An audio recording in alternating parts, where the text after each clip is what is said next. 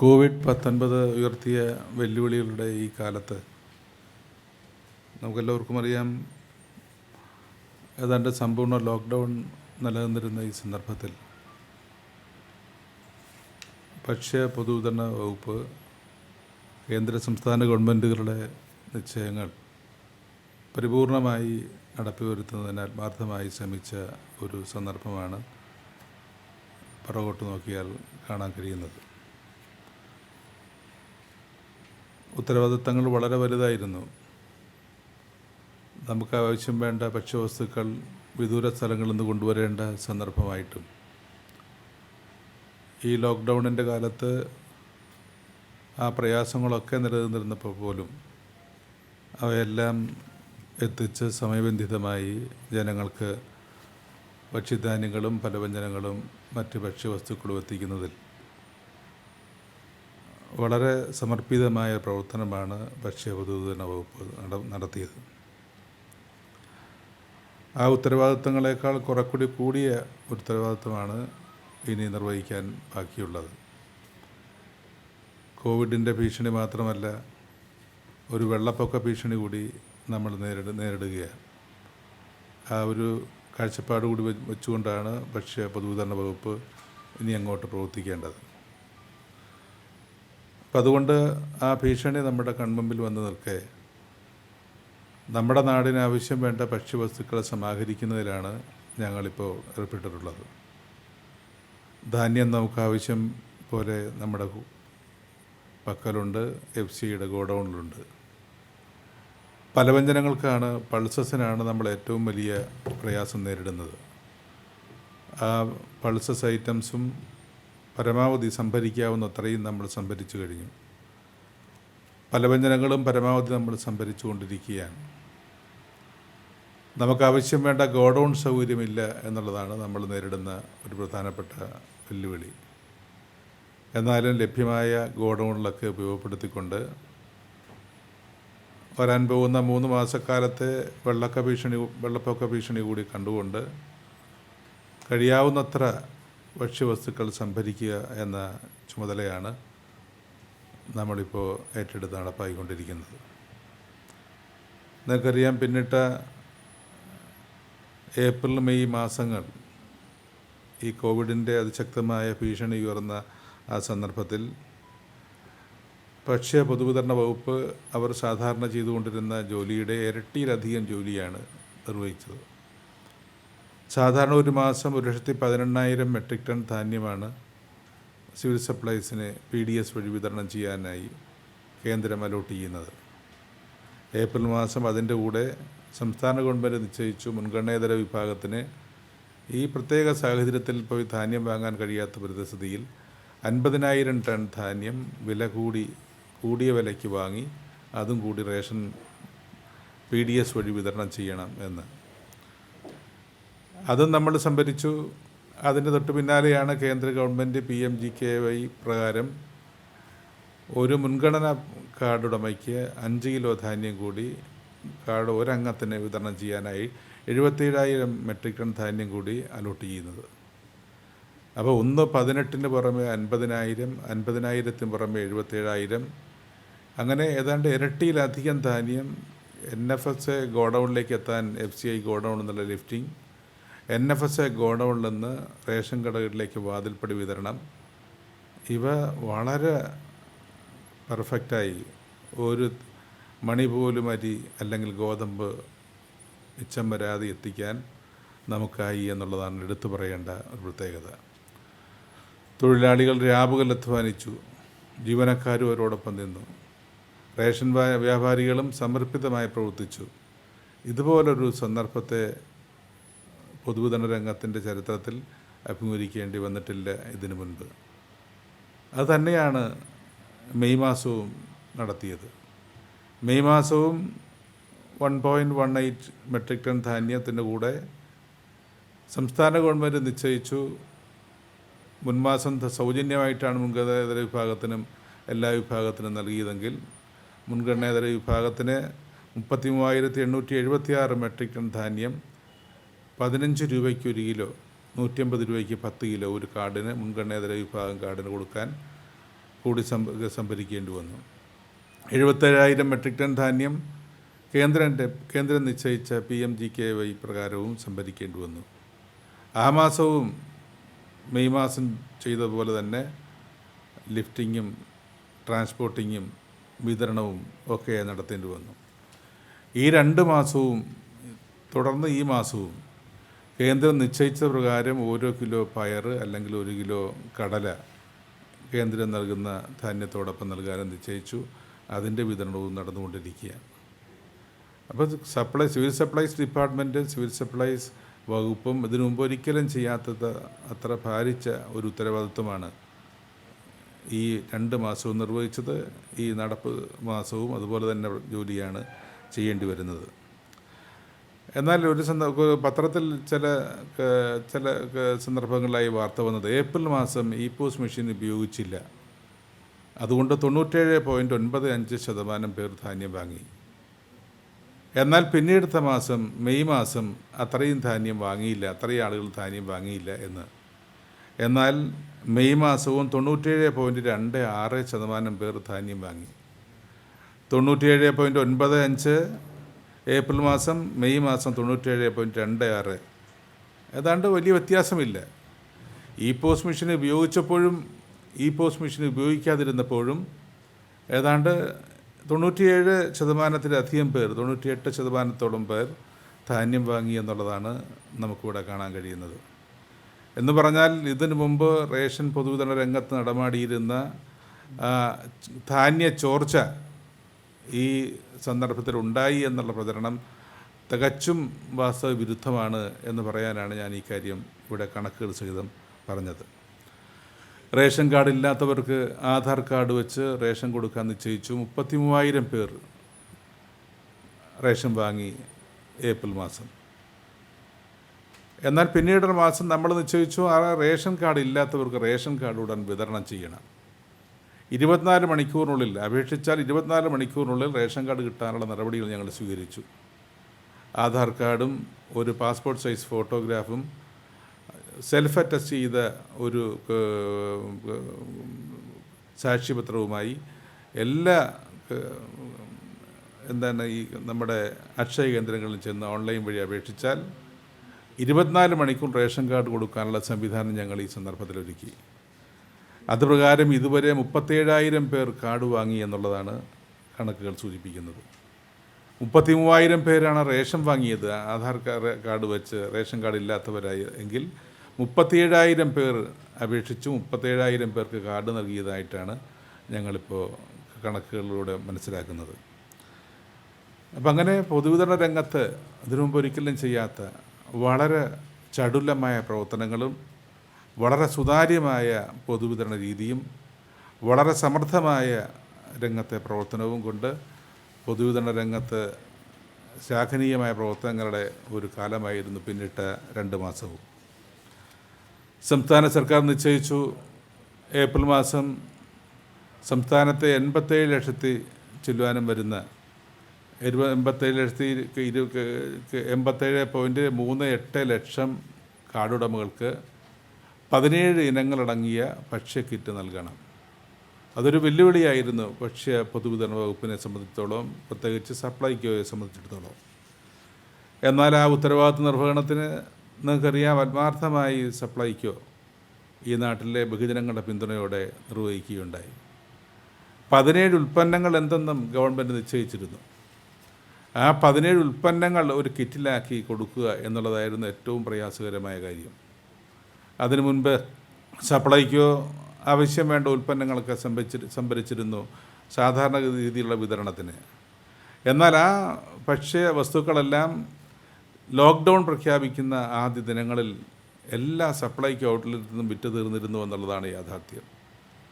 അതിനുശേഷം 87.38 ലക്ഷം കാർഡുടമകൾക്കും ration card ഇല്ലാത്തവർക്കും അനാഥാലയങ്ങൾ, അതുപോലെ തന്നെ അഗതി മന്ദിരങ്ങൾ, കന്യാസ്ത്രീ മഠങ്ങൾ എന്നീ സ്ഥലങ്ങളിലെ അന്തേവാസികൾക്കൊക്കെയായി ഭക്ഷ്യക്കിറ്റ് നൽകണമെന്ന സംസ്ഥാന ഗവൺമെൻറ് തീരുമാനം നടപ്പാക്കാൻ ഒരു ഭഗീരഥ പ്രയത്നം തന്നെ സപ്ലൈകോയ്ക്കും സിവിൽ സപ്ലൈസ് വകുപ്പിനും നിർവഹിക്കേണ്ടി വന്നു. നമുക്ക് ആവശ്യം വേണ്ട പയറുവർഗ്ഗങ്ങൾ, അതേപോലെ ഫലവ്യഞ്ജനങ്ങൾ, ഇതെല്ലാം വടക്കൻ സംസ്ഥാനങ്ങളിൽ നിന്ന് വേണം കൊണ്ടുവരാൻ ട്രക്കുകൾ വേണ്ടത്ര ഓടാതിരുന്നുകൊണ്ടുള്ള പ്രയാസം. ഈ ട്രക്കുകൾ ഓടിയാലും അതിലേക്ക് കയറ്റി കൊടുക്കാൻ തൊഴിലാളികളില്ലാത്ത സന്ദർഭം. ആ ട്രക്കുകളുടെ പരിമിതി കൊണ്ട് ആവശ്യം വേണ്ട ഭക്ഷ്യവസ്തുക്കൾ എത്തിക്കാൻ ഷിപ്പിനെ ആശ്രയിക്കേണ്ടി വന്ന സാഹചര്യം. പിന്നീട് നമ്മുടെ റെയിൽവേ ഉപയോഗപ്പെടുത്തിക്കൊണ്ട് വളരെ ഫലപ്രദമായ ട്രാൻസ്പോർട്ടിംഗ് നടത്തി ഭക്ഷ്യവസ്തുക്കൾ എത്തിച്ചുകൊണ്ടാണ് ഈ കിറ്റ് വിതരണം ഇവിടെ നടന്നത്. ആകെ 87,21,806 കിറ്റുകളാണ് സംഭരിക്കേണ്ടി വന്നത്. 87,21,806 കിറ്റുകൾ. ആ കിറ്റുകൾ എല്ലാം തയ്യാറാക്കിയത് 10,000-കണക്കായ പ്രവർത്തകരുടെ പിന്തുണയോടുകൂടിയാണ്. ഞാനതിൻ്റെ വിശദാംശങ്ങളിലേക്ക് കടക്കേണ്ട, നിങ്ങളെത്തുന്ന കുറിപ്പിൽ അതിൻ്റെ കാര്യങ്ങളെല്ലാം ഉണ്ട്. 1,500ഓളം ഔട്ട്ലെറ്റുകളാണ് സപ്ലൈക്കോയ്ക്കുള്ളത്. ആ സപ്ലൈക്കോയുടെ എല്ലാ കേന്ദ്രങ്ങളും കിറ്റ് ഉണ്ടാക്കാൻ വേണ്ടിയുള്ള കേന്ദ്രങ്ങളായിട്ട് മാറി. അതിനുപരിയായി 1,389 കേന്ദ്രങ്ങൾ കൂടി ഞങ്ങൾ പുത്തനായിട്ട് ആരംഭിച്ചു. ഞങ്ങളുടെ 1,650 സ്റ്റാഫ്, 4,941 പാക്കിംഗ് തൊഴിലാളികൾ, 4,615 പേര്, അത്രത്തോളം തന്നെ ആളുകളെ പ്രത്യേകമായി ചുമതലപ്പെടുത്തി. അതിനോടൊപ്പം 15,856 സന്നദ്ധ പ്രവർത്തകരും കൂടി ചേർന്ന് 27,062 പേരുടെ കഠിനാധ്വാനത്തിലൂടെയാണ് ഈ 87,00,000-ൽ പരം വരുന്ന കിറ്റുകൾ തയ്യാറാക്കാൻ കഴിഞ്ഞത്. ആ കിറ്റിൻ്റെ സന്ദർഭത്തൊക്കെ ഒരുപാട് പത്രവാർത്തകളൊക്കെ വരികയുണ്ടായി. ഞാനതിൻ്റെ വിശദാംശം മറ്റു കാര്യങ്ങളിലേക്കൊന്നും പോകുന്നില്ല. ആ 17 ഭക്ഷ്യവസ്തുക്കൾ, സർക്കാർ നിശ്ചയിച്ച 17 ഇനം ഭക്ഷ്യവസ്തുക്കൾ ഒരുമിച്ച് ഒരു കിറ്റിലാക്കി അത് ലോഡ് ചെയ്ത് ARDകൾ വഴി വിതരണം ചെയ്യുക എന്നുള്ളത് കേരളത്തെ സംബന്ധിച്ചോളം അത്യപൂർവമായ ഒരു കാഴ്ച തന്നെയായിരുന്നു. കേരളത്തിലെ 14,300-ലധികം വരുന്ന റേഷൻ കടകൾ വഴി ഈ ഉൽപ്പന്നങ്ങൾ ആദ്യം AAY, പിന്നീട് PHH, പിന്നീട് NBS, പിന്നീട് NPNS, ആ 4 കാറ്റഗറിയിലുള്ള റേഷൻ കാർഡ് ഉടമകൾക്കും സമ്പൂർണ്ണമായിട്ട് വിതരണം ചെയ്യാൻ സാധിച്ചു എന്നുള്ളത് ഒരു വലിയ കാര്യം തന്നെയായിട്ടാണ് ഞാൻ കാണുന്നത്. ഈ പിന്നിട്ട മാസം 26 റേഷൻ കടകൾ വഴിയുള്ള വിതരണം ഞങ്ങൾ പൂർത്തിയാക്കി. ഇപ്പോൾ 1,00,000-ൽ പരം കിറ്റുകൾ മിച്ചമായിട്ടുണ്ട്. ആ കിറ്റുകൾ അത്രയും ഞങ്ങളുടെ സിവിൽ സപ്ലൈക്കോയുടെ ഔട്ട്ലെറ്റുകളിലേക്ക് ശേഖരിച്ചിരിക്കുകയാണ്. ഇനിയും കിറ്റ് വാങ്ങാൻ സൗകര്യപ്പെടാതിരുന്നവർക്ക്, ഏതെങ്കിലും കാരണവശാൽ തടസ്സം നേരിട്ടവർ, അതോടൊപ്പം തന്നെ അനാഥാലയങ്ങളും അഗതി മന്ദിരങ്ങളും കന്യാസ്ത്രീ മഠങ്ങളിലുള്ള അന്തേവാസികൾക്ക് അവർക്ക് അപേക്ഷിക്കാൻ, അല്ലെങ്കിൽ അപേക്ഷിച്ച് അവർക്ക് കിട്ടാത്തവരായി ഉണ്ടെങ്കിൽ അവർക്ക് വാങ്ങാൻ ഈ മാസം 10-നും 15-നും ഇടയിൽ സപ്ലൈക്കോ ഔട്ട്ലെറ്റ് വഴി വാങ്ങാനുള്ള സൗകര്യം കൂടി ഞങ്ങൾ ഏർപ്പെടുത്തുന്നുണ്ട്. 1,00,000-ൽ പരം വരുന്ന കിറ്റുകൾ ഇന്നിപ്പോൾ സപ്ലൈക്കോ റേഷൻ കടകളിൽ നിന്ന് സംഭരിച്ച് സപ്ലൈക്കോ ഔട്ട്ലെറ്റിൽ നിക്ഷേപിച്ചിട്ടുണ്ട്. 1,71,935 കിറ്റുകൾ. ആ കിറ്റുകൾ, അതിൻ്റെ വില ഇന്നലെ ബഹുമാന്യ മുഖ്യമന്ത്രി ഏകദേശം വില പറയുകയുണ്ടായി. 974 രൂപ ഒരു കിറ്റിന് ചിലവായി. അതിലൽപ്പം അങ്ങോട്ടും ഇങ്ങോട്ടും വ്യത്യാസം വരാം. അപ്പം ഞങ്ങൾ കണക്കാക്കിയത് അതിൻ്റെ ആക്ച്വൽ കോസ്റ്റ്, അതിൻ്റെ ആക്ച്വലായിട്ടുള്ള പർച്ചേസ് വില, അതിൻ്റെ കൂടെ ലോഡിങ്, അൺലോഡിങ്, പാക്കിംഗ് മെറ്റീരിയൽസ്, പിന്നെ കിറ്റിൻ്റെ വില, ഇതെല്ലാം കൂടി ചേർന്ന് വില കൂടി ചേർത്താണ് 974.03 എന്ന് കണ്ടെത്തിയത്. എന്നാൽ അതിൽ വ്യത്യാസം വരും. പക്ഷേ ഒരു കിറ്റെന്ന് പറഞ്ഞാൽ ഏതാണ്ട് 11 കിലോ ഉണ്ട്. ആ 11 കിലോ പ്രകാരം 87 ലക്ഷം കിറ്റെന്ന് പറഞ്ഞാൽ 10 കോടി കിലോ ഉൽപ്പന്നങ്ങളാണ്. ആ 10 കോടി കിലോ ഉൽപ്പന്നങ്ങൾ ട്രാൻസ്പോർട്ടിംഗ് ചാർജ്, അതിൻ്റെ കയറ്റിറക്കി ചാർജ്, അൺലോഡിങ് ചാർജസ്, മറ്റ് എക്സ്പെൻഡിച്ചർ, അതെല്ലാം ആ കിലോ കണക്ക് കൂട്ടി ഗോഡൗൺ ചാർജും കൂടി കണക്ക് കൂട്ടിക്കൊണ്ടാണ് അതിന് ഒരു കോസ്റ്റ് ഞങ്ങൾ വർക്കൗട്ട് ചെയ്തിരിക്കുന്നത്. അതിപ്പോൾ ഓഡിറ്റ് ചെയ്തുകൊണ്ടിരിക്കുകയാണ്. ഓഡിറ്റ് ഫൈനലൈസ് ചെയ്യുമ്പോൾ കറക്റ്റായിട്ടുള്ള കോസ്റ്റ് എന്താണ് ഒരു കിറ്റിന് എന്നുള്ളത് നമുക്ക് ബോധ്യമാകും. ആ സന്ദർഭത്തിൽ ഞങ്ങൾ ആക്ച്വലായിട്ടുള്ള പ്രൈസ് വെബ്സൈറ്റിൽ ഞങ്ങൾ പ്രസിദ്ധീകരിക്കും. ഇത് പറയാൻ കാരണം, ഒരു കിറ്റിൻ്റെ വിലയെ സംബന്ധിച്ച് സപ്ലൈക്കോ 17 ഉൽപ്പന്നങ്ങളടങ്ങിയ ഒരു കിറ്റിൻ്റെ വിലയെ സംബന്ധിച്ച് ഒരുപാട് വാദപ്രതിവാദങ്ങൾ മാധ്യമങ്ങൾ വരികയുണ്ടായി. ആ സന്ദർഭത്തിൽ ഞങ്ങൾ പറഞ്ഞു, കിറ്റിൻ്റെ വിലയല്ല പ്രധാനം, ആ കിറ്റിലുള്ള ഗവൺമെൻറ് നിശ്ചയിച്ച ഉള്ളടക്കമാണ്. ആ ഉള്ളടക്കത്തോടു കൂടിയുള്ള കിറ്റ് ഉൽപ്പാദിപ്പിച്ച് ഞങ്ങൾ കൊടുത്തു കഴിയുമ്പോൾ അതിൻ്റെ ആക്ച്വൽ പ്രൈസ് ഞങ്ങൾ ജനങ്ങളെ അറിയിക്കും. ആ ആക്ച്വൽ പ്രൈസ് അറിയിക്കാൻ കുറച്ച് ദിവസം കൂടി വെയിറ്റ് ചെയ്യണം. ഇപ്പോൾ ഞങ്ങൾ കണക്കാക്കിയ ഏകദേശ വിലയാണ് 974.03 എന്നുള്ളത്. അപ്പോൾ ആ കിറ്റ് വിതരണം വളരെ ഫലപ്രദമായി നടന്നു. നിങ്ങൾക്കറിയാം, ഈ 1300-ലധികം വരുന്ന 1389 ഔട്ട്ലെറ്റുകൾ കഴിച്ചുള്ള കിറ്റ് നിർമ്മിച്ച കേന്ദ്രങ്ങൾ, 15,856 വോളണ്ടിയേഴ്സ്, സപ്ലൈക്കോയുടെ പാക്കിംഗ് തൊഴിലാളികൾ, അവിടെയുള്ള ഡെയിലി വേജസ് തൊഴിലാളികൾ, MD മുതൽ ഇങ്ങോട്ടുള്ള മുഴുവൻ ഓഫീസേഴ്സും മുഴുവൻ ജീവനക്കാരും ഏതാണ്ട് വളരെ കമ്മിറ്റഡായി ആ കിറ്റ് ഉണ്ടാക്കുന്ന ജോലിയിൽ ഏർപ്പെട്ടു എന്നുള്ളതാണ് ഞങ്ങൾക്ക് കാണാൻ കഴിഞ്ഞത്. അവരോടൊപ്പം 15,856 സന്നദ്ധ പ്രവർത്തകർ ഒരു കടമ നിർവഹിക്കാൻ വരുന്നു, അല്ലെങ്കിൽ എന്തെങ്കിലും തരത്തിൽ സഹായിക്കാൻ വരുന്നു എന്നല്ല, അവർ തന്നെ ലോഡ് ചെയ്തു, അവർ തന്നെ അൺലോഡ് ചെയ്തു, അവർ തന്നെ അത് പാക്ക് ചെയ്യാൻ സഹായിച്ചു. രാവിലെ വന്നാൽ രാത്രി 9-10 മണിക്ക് വരെ പിരിയുന്ന 35-40 ദിവസം നീണ്ടു നിന്ന ഈ കിറ്റ് നിർമ്മാണ പ്രക്രിയയിൽ ഒരു ദിവസം പോലും വീഴ്ച കൂടാതെ വന്ന, ഏതാണ്ട് അത് എൻ്റെ ഉത്തരവാദിത്വമാണ്, നിർവഹിച്ചേ മതിയാവൂ, അത് എൻ്റെ കടമയാണ് എന്ന് മനസ്സിലാക്കിക്കൊണ്ട് വന്ന വളരെ കമ്മിറ്റഡായി പ്രവർത്തിച്ച സന്നദ്ധ ഭടന്മാരെയാണ് ഞങ്ങൾ കണ്ടത്. അവർക്ക് ഞങ്ങൾ കൊടുത്തത് ഒരു നേരത്തെ ആഹാരം വാങ്ങിച്ചു കൊടുത്തിട്ടുണ്ടാവും. അവർ വേറെ എല്ലാ അർത്ഥത്തിലും അവർ സർവസജ്ജമായി, അവർ സ്വയം സമർപ്പിതമായി പ്രവർത്തിക്കാൻ വന്നവരാണ്. ആ ആളുകളുടെ ഉൾപ്പെടെയുള്ള പിന്തുണയോടു കൂടിയാണ് ഈ കിറ്റ് നിർമ്മിച്ചത്. അവരെ എല്ലാവരെയും ഈ സന്ദർഭത്തിൽ ഞാൻ എല്ലാ നല്ല വികാരത്തോടും കൂടി അഭിവാദ്യം ചെയ്യുകയാണ്. അങ്ങനെ ഞങ്ങളുടെ താഴെ ലോഡിംഗ് ആൻഡ് അൺലോഡിങ്ങിൽ ഏർപ്പെട്ട തൊഴിലാളി മുതൽ ഈ സന്നദ്ധ പ്രവർത്തകരും റേഷൻ കടക്കാരും ഉൾപ്പെടെയുള്ള 10,000-കണക്കായ പ്രവർത്തകരുടെ വളരെ സമർപ്പിതമായ പ്രവർത്തനം കൊണ്ടാണ് ഈ കിറ്റ് കേരളത്തിലെ മുഴുവൻ കുടുംബങ്ങളിലേക്കും ഈ ഭക്ഷ്യക്കിറ്റ് എത്തിക്കാനായത്. ഞങ്ങൾക്ക് വളരെ സംതൃപ്തിയുണ്ട്. ഒരാൾ പോലും ആ കിറ്റിൻ്റെ ഉള്ളടക്കത്തെക്കുറിച്ച് ഒരു അഭിപ്രായ വ്യത്യാസം പറഞ്ഞില്ല. അതിലെ ഓരോ ഉൽപ്പന്നങ്ങളും, ആ ഉൽപ്പന്നങ്ങളുടെ ലിസ്റ്റ് നിങ്ങളുടെ കയ്യിൽ തന്നിട്ടുണ്ട്, അതിലെ ഓരോ ഉൽപ്പന്നങ്ങളും ഒരു അഭിപ്രായ വ്യത്യാസവും പറഞ്ഞിരുന്നില്ല. മുമ്പൊക്കെ സിവിൽ സപ്ലൈക്കോ നൽകുന്ന ഭക്ഷ്യവസ്തുക്കളെ സംബന്ധിച്ച് ഒരുപാട് അഭിപ്രായങ്ങളും അഭിപ്രായ വ്യത്യാസങ്ങളും മാധ്യമങ്ങളിൽ കാണാറുണ്ട്. എന്നാൽ ഈ ഇത്രയേറെ കിറ്റ് സംഭരിച്ച് തയ്യാറാക്കി വിതരണം ചെയ്യുന്ന ഈ സന്ദർഭത്തിൽ പോലും അതിൻ്റെ ഉള്ളടക്കത്തെ സംബന്ധിച്ചോ അതിൽ ഉൾപ്പെട്ടിട്ടുള്ള ഏതെങ്കിലും ഉൽപ്പന്നത്തെക്കുറിച്ചോ ഒരു അഭിപ്രായ വ്യത്യാസവും പ്രകടിപ്പിക്കാതെ ജനങ്ങൾ അതിനെ 2 കൈ നീട്ടി സ്വീകരിച്ചു എന്നുള്ളതാണ് എടുത്തു പറയേണ്ട ഒരു പ്രത്യേകത. 11 കിലോ ഉൽപ്പന്നങ്ങളടങ്ങിയ ആ ഭക്ഷ്യവസ്തുക്കൾ നല്ല ഒരു തുണിസഞ്ചിയിലാക്കി 25 ലക്ഷം തുണിസഞ്ചികളാണ് ഞങ്ങൾ കുടുംബശ്രീയിൽ നിന്ന് വാങ്ങിയത്. ബാക്കി വന്നത് അവർക്ക് തരാൻ കഴിയാത്തത് കൊണ്ടാണ്. ബാക്കി വന്നത് ഈ ടെൻഡർ വഴിയാണ്, ഓപ്പൺ ടെൻഡർ വഴിയാണ് ഞങ്ങളുടെ സപ്ലൈക്കോ ആസ്ഥാനത്തും ഡിപ്പോയിലും സംഭരിച്ച് ഈ കിറ്റ് നിർമ്മാണത്തിന് വേണ്ടി വിനിയോഗിച്ചത്. ആ കാര്യങ്ങളിലൊക്കെ വളരെ ഫലപ്രദമായ പ്രവർത്തനമാണ് ആദ്യാവസാനം നടത്തിയത് എന്നത് കാണാൻ കഴിയും. ഇപ്പോൾ സപ്ലൈക്കോയുടെ ഔട്ട്ലെറ്റുകളൊക്കെ സാധാരണഗതിയിലായി. സപ്ലൈക്കോ ഈ കിറ്റ് തയ്യാറാക്കുന്ന സന്ദർഭത്തിൽ സപ്ലൈക്കോയുടെ ഔട്ട്ലെറ്റുകൾ വേണ്ടത്ര ഫലപ്രദമായി പ്രവർത്തിക്കുന്നില്ല എന്നുള്ള പരാതി പലയിടത്തും വരികയുണ്ടായി. ഞങ്ങൾ പരമാവധി സപ്ലൈക്കോ ഔട്ട്ലെറ്റുകൾ നിലനിർത്തിക്കൊണ്ടാണ്, അതിൻ്റെ പ്രവർത്തനങ്ങൾ നിലനിർത്തിക്കൊണ്ടാണ് ഈ കാര്യങ്ങളെല്ലാം നിർവഹിച്ചത്.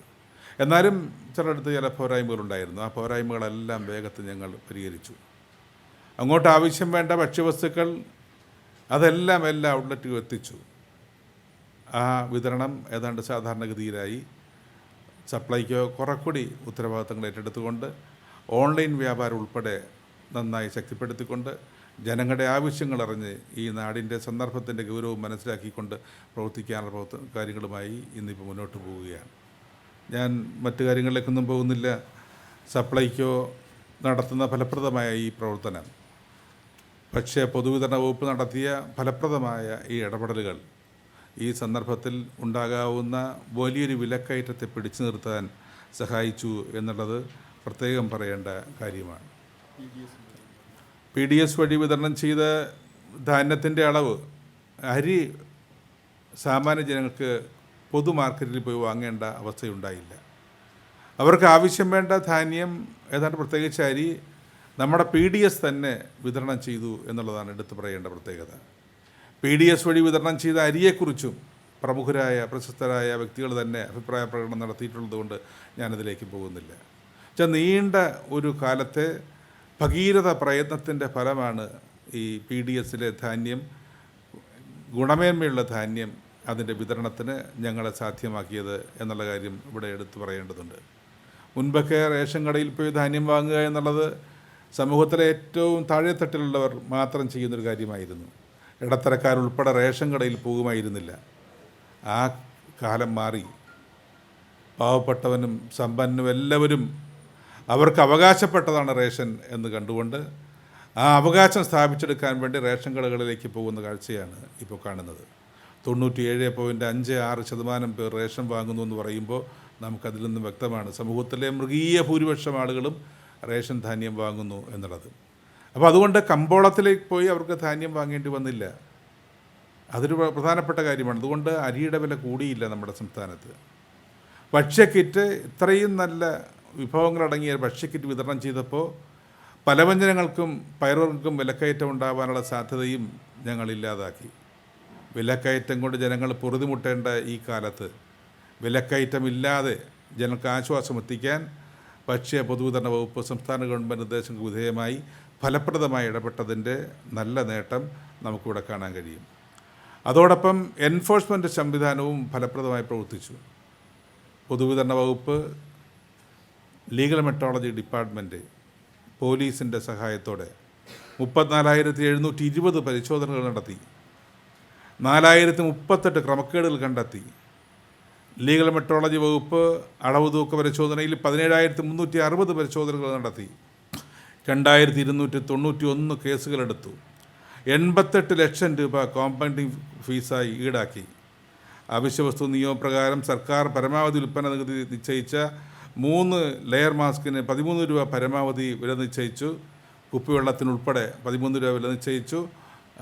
വിതരണം ഫലപ്രദമായി നടത്താൻ അവരുടെ എൻഫോഴ്സ്മെൻറ്റ് പ്രവർത്തനവും സഹായിച്ചു. അത് വലിയൊരു കാര്യം തന്നെയാണ്. ഈ കോവിഡ് വന്നപ്പോൾ കുപ്പിവെള്ള പ്രശ്നം അതിൻ്റെ അടിയിലായിപ്പോയതു എന്നുള്ളതാണ്. 20 രൂപയ്ക്ക് വിറ്റിരുന്ന കുപ്പിവെള്ളം ഒരു വലിയ കൊള്ളയായിരുന്നു. ആ കൊള്ള അവസാനിപ്പിക്കാനും സാധ്യമായത് ഞങ്ങൾ നടത്തിയ നടപടികളാണ്. സിവിൽ സപ്ലൈസ് വകുപ്പ് നടത്തിയ നടപടിയാണ്. അത് ശക്തമായി എൻഫോഴ്സ് ചെയ്തുകൊണ്ട് പ്രവർത്തിച്ച ലീഗൽ മെട്രോളജി വകുപ്പ് ഡിപ്പാർട്ട്മെൻറ്റിൻ്റെ പ്രവർത്തനത്തിൻ്റെ ഫലമാണ്. ഇതോടൊപ്പം തന്നെ അതിഥി തൊഴിലാളികൾക്ക് അവർക്ക് ഗവൺമെൻറ് നിശ്ചയിച്ച പ്രകാരം 5 കിലോ അരി അല്ലെങ്കിൽ 4 കിലോ ആട്ട അത് എത്തിച്ചു കൊടുത്തു. നമ്മുടെ സംസ്ഥാനത്തെമ്പാടും പ്രവർത്തിച്ച കമ്മ്യൂണിറ്റി കിച്ചണുകൾ അതിനാവശ്യം വേണ്ട അരി എത്തിച്ചു കൊടുത്തു. ഇതര സംസ്ഥാനങ്ങളിൽ നിന്ന് ഇവിടെ എത്തുന്ന ട്രക്ക്, അതിൻ്റെ ഡ്രൈവർമാർ, അതിൻ്റെ ജീവനക്കാർ, അവർക്ക് സൗജന്യ ഭക്ഷണം എത്തിച്ചു കൊടുക്കാൻ വേണ്ടി നടത്തിയ സപ്ലൈകോയുടെ പ്രവർത്തനങ്ങൾ, അതോടൊപ്പം അനാഥാലയങ്ങളും അഗതി മന്ദിരങ്ങളും ആദ്യമായി നമ്മുടെ കന്യാസ്ത്രീ മഠങ്ങളിൽ ഉൾപ്പെടെ ധാന്യം എത്തിക്കുന്ന നടപടി സ്വീകരിച്ചതും ഈ സന്ദർഭത്തിലാണ്. അങ്ങനെ കേരളത്തിലെ മുഴുവൻ ജനവിഭാഗങ്ങളിലേക്കും അവർ ഏത് വിഭാഗത്തിൽപ്പെട്ടവരാണെങ്കിലും അവർക്കെല്ലാം അർത്ഥത്തിലും അവരുടെ താല്പര്യങ്ങളും അവരുടെ ആവശ്യങ്ങളും കണ്ടറിഞ്ഞ് പ്രവർത്തിക്കാൻ സിവിൽ സപ്ലൈസ് വകുപ്പ് ഗവൺമെൻറ് നിർദ്ദേശാനുസരണം പ്രവർത്തിച്ചു. ആ നീണ്ട നേട്ടങ്ങളുടെ വലിയ പട്ടികയാണ് ഇന്ന് നിങ്ങളുടെ മുമ്പിൽ അവതരിപ്പിക്കാനുള്ളത്. ആ പ്രവർത്തനം കൂടുതൽ കാര്യക്ഷമമാക്കി കുറെക്കൂടി ഫലപ്രദമാക്കി മുന്നോട്ട് കൊണ്ടുപോകാനാണ് ഞങ്ങൾ ആഗ്രഹിക്കുന്നത്. കോവിഡിൻ്റെ അതിശക്തമായ ഭീഷണി ഇപ്പോഴും നമ്മുടെ മുമ്പിൽ നിൽക്കുകയാണ്. അതോടൊപ്പം ഈ ജൂൺ, ജൂലൈ, ഓഗസ്റ്റ് മാസം വെച്ചാൽ വലിയ മഴക്കെടുതിയുടെ കാലമാണ്. ഒരു പ്രളയ ഭീഷണി വരെ നമ്മുടെ മുമ്പിലുണ്ട്. ആ സന്ദർഭത്തിലും ജനങ്ങൾക്ക് അവരുടെ ഭക്ഷ്യവസ്തുക്കളിൽ ഒന്നിൽ പോലും പ്രയാസമുണ്ടാവാതിരിക്കാൻ ആത്മാർത്ഥമായി പ്രവർത്തിക്കണം എന്ന് വാശിയോടുകൂടി പ്രവർത്തിക്കുകയാണ്. അതിലെല്ലാം നിങ്ങളുടെ ആത്മാർത്ഥമായ പിന്തുണയും സഹകരണവും ഉണ്ടാവണം എന്നാണ് അഭ്യർത്ഥിക്കുന്നത്.